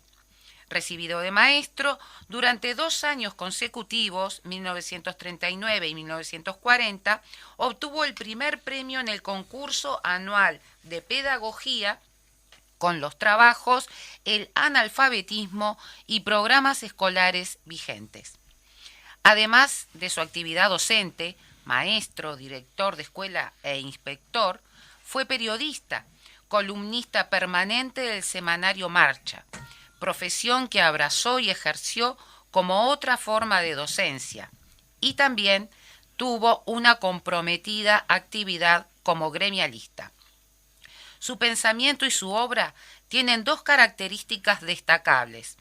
Por un lado, un profundo humanismo realista, pues la realidad socioeconómica y cultural siempre fue el punto de partida y llegada de sus reflexiones, y por otro lado, toda su obra se basa sobre un lenguaje riguroso y de permanente denuncia sobre situaciones de opresión e injusticia. Su temática principal fue la educación rural, y su problemática no solo en nuestro país, sino también en Latinoamérica. Insistió en la reforma de la escuela rural para que ésta dejara de ser únicamente alfabetizadora y tenga también una función sociabilizadora, pues la escuela rural estaba concebida de igual forma que la escuela urbana. En la década del 40, nuestra campaña era dominada por 3 graves problemas. El latifundio, había 4 millones de hectáreas en manos de 900 personas, el predominio de la ganadería extensiva y la dicotomía ciudad-campaña. Sobre este último punto, Castro expresaba: las clases cultas son ciudadanas, son las que legislan, gobiernan y orientan la vida política y cultural. El campo recibe y acepta lo que la capital ofrece. En una palabra, el Uruguay ha tenido un cerebro, Montevideo, y un organismo que responde a ese centro, la campaña. En los años 40, en el ámbito rural, 30.000 niños estaban por fuera del sistema de escolarización y 260 puntos rurales no contaban con escuelas. Por otra parte, de los alumnos incluidos dentro del sistema escolarizado, 58% repetía los cursos y solamente la mitad de los inscriptos sobrepasaba el primer año. Frente a esta cruda realidad, comenzó a tomar forma desde el seno mismo de Magisterio un movimiento a favor de la educación rural en procura de las soluciones educativas y sociales. A partir de allí comenzaron a darse una serie de acontecimientos vitales para la educación rural, en los cuales las ideas de Julio Castro tendrán una incidencia absoluta. En orden cronológico, de 1944 a 1949 se destacan el Congreso Nacional de Maestros sobre Escuela Rural, la primera misión sociopedagógica a Caraguatá, Tacuarembó, organizada por los estudiantes magisteriales de Montevideo, siendo Julio Castro precursor fundamental de dicha experiencia, la creación de escuelas granjas, se funda el Instituto Normal Rural para formar maestros especializados en educación rural y para finalizar en 1949 se celebra en Piriápolis el Congreso de Maestros de Escuelas Rurales y Granjas, del cual surgió el Programa de Educación Rural de 1949. Los fundamentos y fines allí explicitados orientarían durante varias décadas el modelo de la escuela rural uruguaya. Haciendo un rápido esbozo de las ideas de Julio Castro sobre la escuela rural y sus fines, cabe afirmar que todo su pensamiento se basa sobre la concepción de la educación como un proceso social. Concibe a la escuela ante todo como un espacio abierto a la comunidad, que beneficie no solo a los niños, sino también a sus familias, y para ello debe actuar de puertas abiertas. La vida aislada, diferencia campo-ciudad, el trabajo del niño rural a edad temprana, que le impide la continuidad de la actividad escolar, y la influencia de Montevideo en la cultura de la campaña, son para él algunas de las causas fundamentales de la problemática económica y social.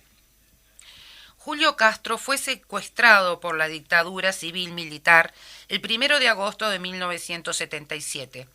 Permaneció como detenido desaparecido durante 34 años hasta el 21 de octubre del 2011, cuando su cuerpo fue encontrado en un enterramiento clandestino realizado por el personal militar uruguayo en una finca militar en Toledo.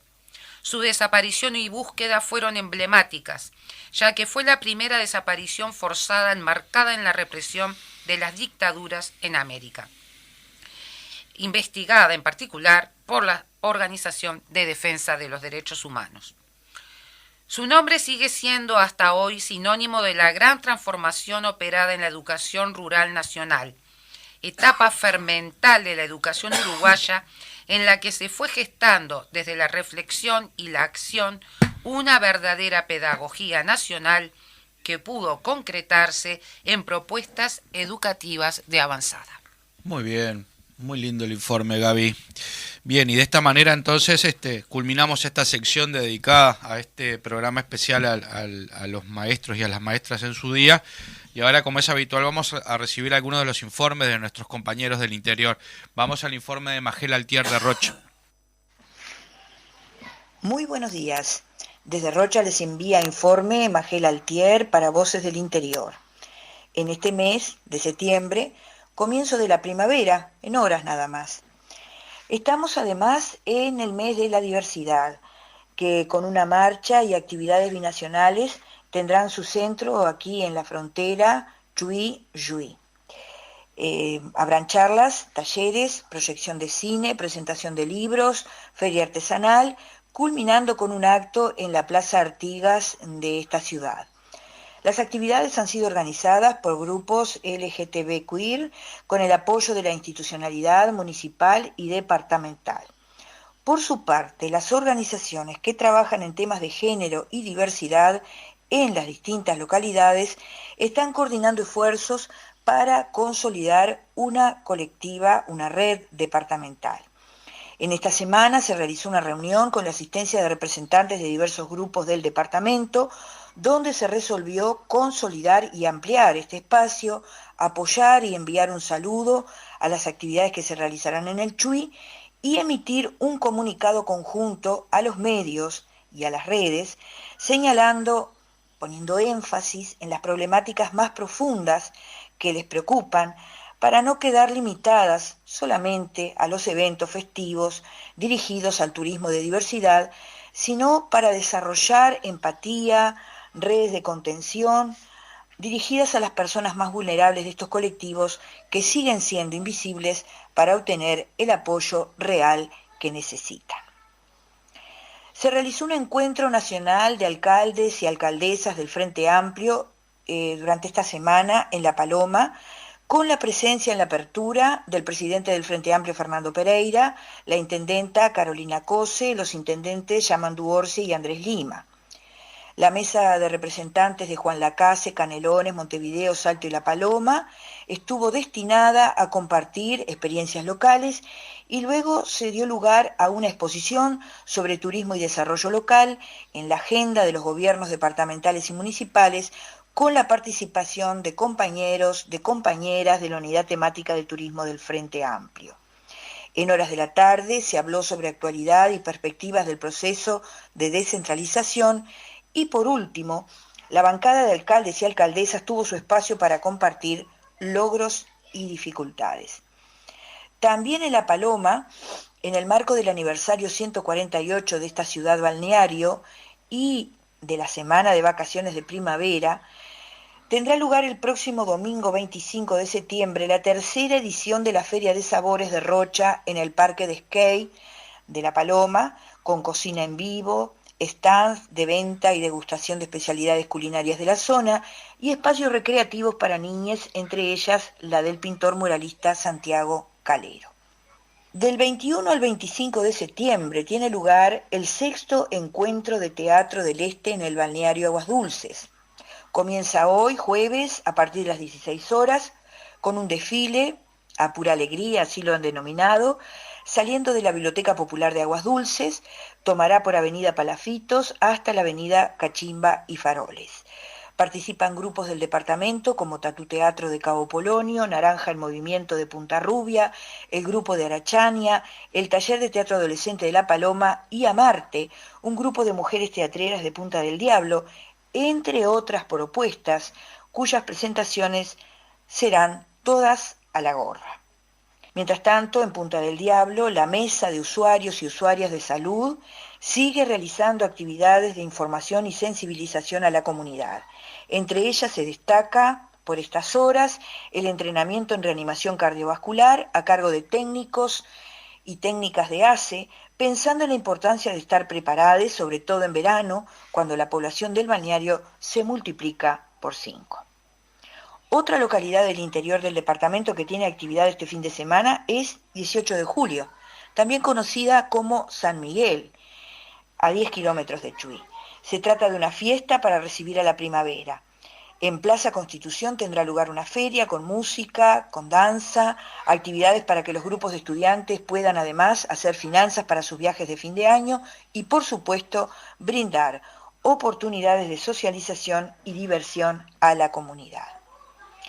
Este domingo 25 de septiembre tendrá lugar vía Google Meet, o sea, virtual, una reunión para preparar y coordinar esfuerzos rumbo al 6º Encuentro de Mujeres Lesbianas, Trans y No Binarias en Uruguay, que se desarrollará en Rivera en fecha a confirmar. Este encuentro tiene carácter apartidario, autónomo, horizontal, antirracista, plural y autogestionado, y por eso necesita organizar colectivamente el financiamiento y el sostén de los encuentros. Para eso entonces, esta reunión que se va a realizar en forma virtual el domingo 25 de septiembre, ir coordinando esfuerzos y finanzas para este 6º encuentro. FENAPES Rocha está invitando a participar del tercer festival Viva la Educación Pública a realizarse en Plaza Artigas de Piriápolis el próximo sábado 24 a partir de la hora 15. A quienes tengan interés, sale ómnibus gratis desde Agencia Gonzatur, acá en Rocha. Por el departamento va la Murga que Desmadre para actuar solidariamente junto a Metele que son pasteles, La Tabaré, Salados, Luigi Lemes, Marazafu, Yanco Silva, entre otros. Y a propósito de la docencia, y ya para redondear este informe, el pasado 20 fue el Día de la Educación Popular y Comunitaria. En esa fecha se celebra el nacimiento de Paulo Freire, pedagogo y filósofo brasileño muy conocido por su influyente trabajo en el libro Pedagogía del Oprimido, donde renueva el concepto de educación en praxis, reflexión crítica y acción sobre el mundo para transformarlo. Según Freire, la educación es un acto de amor, de coraje, de práctica de la libertad dirigida hacia la realidad. Realizó duras críticas a la educación tradicional concebida como bancaria, centrada en el maestro y no en el alumno, porque no tomaba en cuenta su experiencia, sus intereses y sus conocimientos. Creó Freire una nueva manera de alfabetizar, teniendo en cuenta el contexto, registrando el vocabulario utilizado en el medio cultural de los alumnos, a quienes consideraba sujetos activos, no pasivos, del proceso enseñanza-aprendizaje. Vaya entonces, a través de esta brevísima reseña, nuestro homenaje en el Día de los Maestros y Maestras. Hasta aquí el informe. Será hasta el próximo jueves. Muchas gracias por su atención. Buenos días, Leonardo Besonar desde Colonia, en un nuevo informe para Voces del Interior.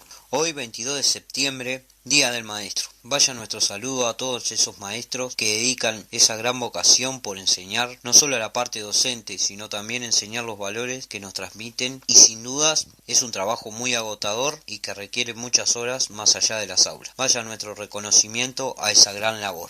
Se llevó a cabo el Congreso Nacional de Ediles en Colonia durante viernes, sábados y domingo. Ediles de diferentes partidos políticos se encontraron en Colonia. El Frente Amplio, aprovechando la ocasión, realizó un gran encuentro frente amplista en la conocida Plaza del Reloj a metros de la Rambla, que contó con un gran marco de público y donde se hicieron presentes diputados y senadores de la fuerza política. También se realizó un mural a cargo de la Brigada Idea Milariño de Nueva Albesia. Seguimos de cerca con lo que pasa en el frigorífico y matadero de Rosario. La reapertura del frigorífico de Rosario sirve de lección en cumplimientos protocolares con China. La Administración General de Aduanas de China rehabilitó al frigorífico de Rosario Rodantel Sociedad Anónima para exportar productos de carne bovina y ovina desde Uruguay. Este acontecimiento implica la reapertura del mercado para la empresa del departamento que emplea a unos 300 trabajadores. El ministro resaltó que fue un proceso largo con un gran esfuerzo del Ministerio de Ganadería, la Cancillería, el Instituto Nacional de Carnes, la Embajada de Uruguay en Beijing y la de China en Montevideo, que finalizó de buena manera. Todo esto genera una lección del cumplimiento del protocolo negociado con China y mirar para adelante, más allá de los estrictos controles públicos, expresó Fernando Mat, quien acotó que el seguro de paro parcial de los trabajadores vencía a fines de septiembre. Vamos a la cultura. El periodista Mauricio Rodríguez presenta su libro Brindis por Pierrot. Será este sábado en Colonia. Se realizará la presentación del libro Brindis por Pierrot del periodista Mauricio Rodríguez. Es a la hora 20 en el restaurante Muelle Sur, ubicado en el Yatín de Colonia, con entrada libre y gratuita. Mauricio Rodríguez nos ofrece una rigurosa investigación no solo sobre el disco fundamental de la carrera de Jaime Ross, sino también sobre la trayectoria previa de dicho compositor e intérprete, lo que hace con paciencia, erudición y pasión, apelando a una bibliografía apabullante y de varias horas de conversación mano a mano con el músico. Debido a la naturaleza de ese disco, que compila grandes éxitos murgueros suyos anteriores a la canción que inmortalizó el Canario Luna. El autor nos guía a través del proceso de concepción y grabación de las canciones y nos informa sobre los pormenores de la producción de los discos de los que fueron parte. Los lectores podrán disfrutar tanto de las opiniones del artista sobre su propia obra como de la autorizada y rigurosa investigación de Rodríguez, y con un contexto evidente de sintonía que caracteriza a las animadas y reveladoras conversaciones entre ambos. Estamos sin duda ante un libro fundamental en la creciente biografía sobre Jaime Ross. Les informó Leonardo Besonar.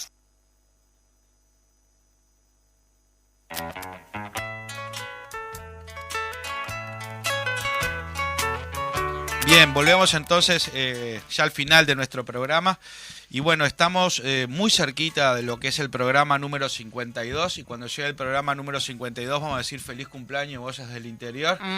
Y bueno, para saludar este primer aniversario de nuestro programa, vamos a lanzar un sorteo de 2 entradas para participar del 45 del concierto del 45 años de Eduardo Larbanois y Mario Carrero, Larbanois y Carrero, que se realiza en el Antel Arena el 19 de noviembre. Y bueno, para participar, Gaby, usted que quería leer las redes. Sí, vamos a decir cuáles son nuestras redes.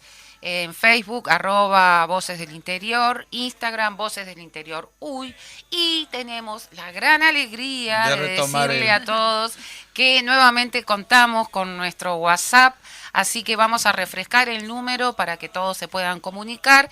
Es el 099 41 1001. Bien, allí mandan un mensaje con su nombre, la cédula de identidad y el teléfono a cualquiera de estas 3 vías y ya están participando.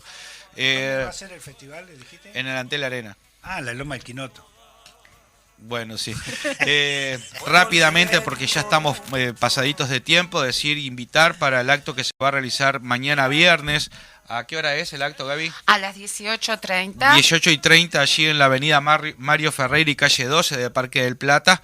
En conmemoración de los 102 años del aniversario partido, del partido. vamos a tener como oradores a Daniel Diverio, a Marcos Carámbula y por el Frente Amplio a Gabriela Garrido. Tendremos espectáculo artístico, cantina. ¿Va a ser maestra de ceremonia esta vez, Gabriela? No, este año no. No le tocó el no. placer.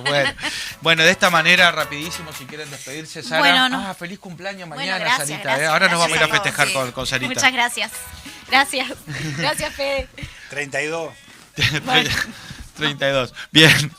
Bueno, y al Andaco no le vamos a dar mucha participación porque llegó tarde. Así que muchas gracias, Fede, como siempre, así en los controles. Y será hasta el próximo jueves. Nos despedimos. Hasta el próximo jueves. Feliz cumpleaños mañana, Sarita. Gracias. Bien, bien.